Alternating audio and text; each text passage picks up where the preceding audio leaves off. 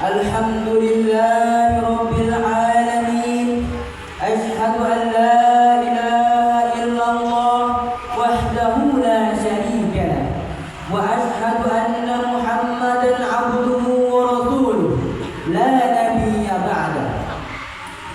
Allahumma salli wa sallim wa barik ala sayyidina Muhammad wa ala alihi wa ashabihi ajma'in. Amma ba'du. Fa ya ibadallah ittaqullah haqqa tuqatih wa la tamutunna illa wa antum muslimun. Qala ta'ala fil Qur'anil Karim, a'udzu billahi minasy syaithanir rajim. Bismillahirrahmanirrahim. Ya ayyuhalladzina amanu ittaqullaha haqqa tuqatih wa la tamutunna illa wa antum muslimun. Shadaqallahul azim. Ma'asyiral muslimin, sidang jemaah Jumat yang dirahmati oleh Allah Subhanahu wa taala. Segala puji bagi Allah, Tuhan semesta alam, yang telah banyak memberikan kita nikmat sehingga kita masih mampu melaksanakan kewajiban kita sebagai orang-orang yang beriman, yaitu melaksanakan salat Jumat secara berjamaah. Salawat dan salam mari kita sampaikan kepada Nabi besar Muhammad SAW dengan melafazkan Allahumma sholli ala sayyidina Muhammad wa ala ali sayyidina Muhammad. Selanjutnya, khatib yang dhaif menghimbau kepada diri khatib pribadi dan jemaah sekalian untuk senantiasa meningkatkan kadar keimanan dan kadar ketakwaan kita kepada Allah dengan sebenar-benarnya, dengan cara melaksanakan segala perintahnya dan menjauhi segala larangannya. Imtithalu awamirihi wa ijtinabu nawahihi. Pada kesempatan yang mulia ini, izinkanlah khatib menyampaikan isi khutbah dengan judul Al-Quran sebagai sumber ilmu pengetahuan dan teknologi. Ma'asyiral muslimin, sidang jemaah Jumat yang dimuliakan oleh Allah Subhanahu wa taala. Maurice Bucaille, seorang cendekiawan Prancis, dalam bukunya La Développement de la Science menyatakan bahwa Al-Quran adalah kitab suci yang relevan dengan ilmu pengetahuan modern. Sangat jauh berbeda dengan kitab suci agama lain yang memandang bahwa ilmu pengetahuan modern merupakan hambatan, tantangan, bahkan ancaman serius terhadap doktrin-doktrin ajaran agama mereka. Sejarah telah menjelaskan bahwa banyak kaum cerdik pandai, ilmuwan harus dikucilkan, disingkirkan, bahkan harus dibunuh dengan cara yang keji dan mengerikan. Fakta berbicara, Nicholas Copernicus, Giordano Bruno, Galilei sampai Mega Servet dibunuh karena pemikirannya dianggap bertentangan dengan ajaran agama mereka. Sangat berbeda dengan Al-Quran. Lebih lanjut, Maurice Bucaille menyatakan bahwa tidak satupun ajaran yang terkandung di dalam Al-Quran yang melarang umatnya untuk mengembangkan ilmu pengetahuan. Justru Al-Quran menjadi motivasi dan inspirasi agar umat manusia memperluas wawasan, memperdalam ilmu pengetahuan, dan mengembangkan teknologi guna tercipta insan paripurna berdimensi penguasaan sains dan teknologi. Hal ini sebagaimana yang telah digambarkan oleh Allah Subhanahu wa taala di dalam Al-Quran surah Ibrahim ayat 1. A'udzu billahi minasy syaithanir rajim. Bismillahirrahmanirrahim. Alif lam ra. Kitabun anzalnahu ilayka litukhrijan nasa minadh dhulumati ilan nur bi'izni rabbihim ila siratil azizil hamid. Yang artinya Alif lam ra. Ini adalah kitab yang kami turunkan kepadamu supaya kamu menguatkan umat manusia dari gelap gulita kepada cahaya terang benderang dengan izin Tuhan mereka, yaitu menuju jalan Tuhan yang maha perkasa lagi maha terpuji. Ma'asyiral muslimin, sidang jemaah Jumat yang dirahmati oleh Allah Subhanahu wa taala. Ayat tersebut berisi informasi tentang misi Al-Quran yang diturunkan oleh Allah Subhanahu wa taala kepada manusia. Apa misi Al-Quran tersebut? Yaitu litukhrijan nasa minadh dhulumati ay tukhrijal bashariyah min zulmatil jahli wad dhalal ila nuril ilmi wal iman, yang artinya bahwa Al-Quran mengeluarkan umat manusia dari gelapnya kebodohan dan kesesatan menuju pelita bertabur cahaya ilmu dan iman. Demikianlah penafsiran Imam Ali As-Sabuni dalam kitab Safatul Tafasir jilid 2 halaman 90. Ma'asyiral muslimin, sidang jemaah Jumat yang dirahmati oleh Allah Subhanahu wa taala.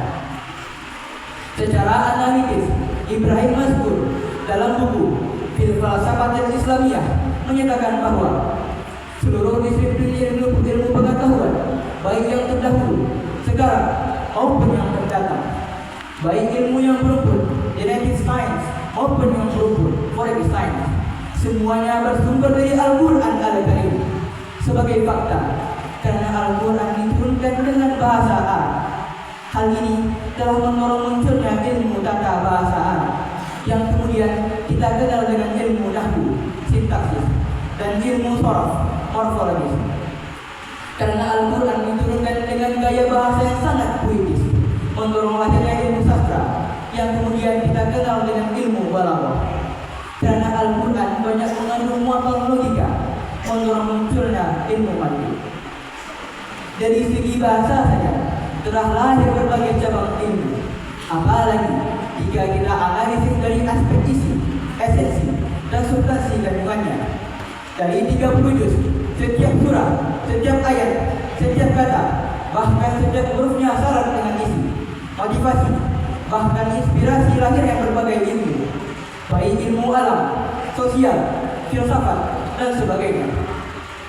Pantas saja banyak kalangan yang mengagumi, memuji, dan mengakui bahwa Al-Quran memiliki kontribusi yang sangat besar dalam pengembangan ilmu pengetahuan. Dengan demikian, dapat kita pahami bahwa ternyata roh kejayaan Islam terletak pada Al-Quran. Umat lain maju karena meninggalkan ajarannya, sedangkan umat Islam tertinggal karena mereka telah jauh meninggalkan ajaran Al-Quran. Inilah maksud dari hadis Rasulullah SAW yang berbunyi, taraktu fikum amrayni lan tujil ma tamassaktum bihima kitaballahi wa sunnata rasulih, yang artinya telah aku tinggalkan dua perkara, selama berpegang pada keduanya kalian tidak akan sesat selamanya, yakni kitab Allah dan sunnah Rasulnya. Ma'asyiral muslimin, sidang jemaah Jumat yang dimuliakan oleh Allah Subhanahu wa taala.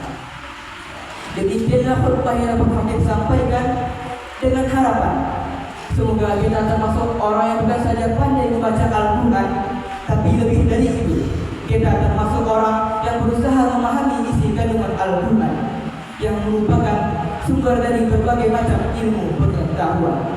Fa'tabiru ya ulil absar la'allakum tuflihun. Allahumma salli ala sayyidina wa habibina wa syafi'ina wa nurina wa mustafa wa maulana Muhammad.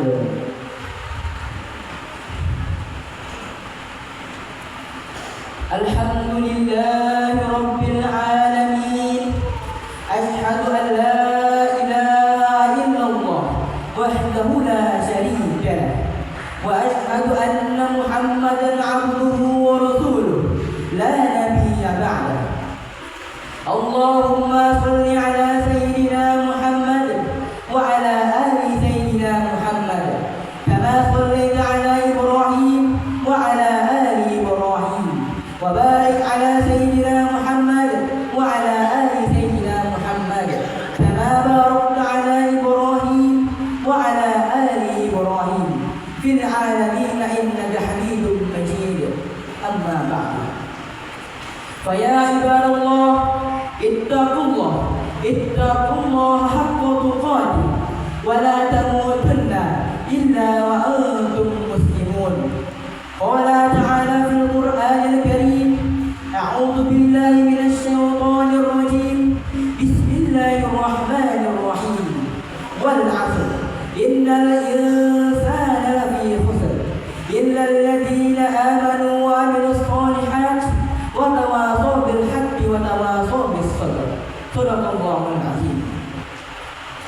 اللهم اغفر للمسلمين والمسلمات والمؤمنين والمؤمنات الأحياء منهم والأموات إنك سميع قريب مجيب الدعوات ويا قاضي الحاجات. ربنا ظلمنا أنفسنا وإن لم تغفر لنا وترحمنا لنكونن من الخاسرين.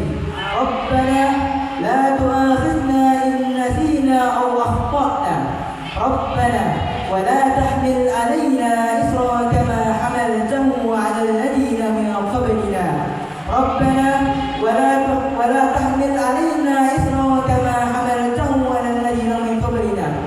ربنا ولا تحملنا ما لا طاقة لنا به واعف عنا واغفر لنا وارحمنا أنت مولانا فانصرنا على القوم الكافرين. ربنا آتنا في الدنيا حسنة وفي الآخرة حسنة وقنا عذاب النار والحمد لله رب العالمين. عباد الله إن الله يأمركم بالعدل والإحسان وإيتاء ذي القربى وينهى عن الفحشاء والمنكر والبغي يعظكم لعلكم تذكرون. واذكروا الله العظيم يذكركم واذكروا على نعمه يزدكم ولذكر الله أكبر والله يعلم ما تصنعون. أقيموا الصلاة.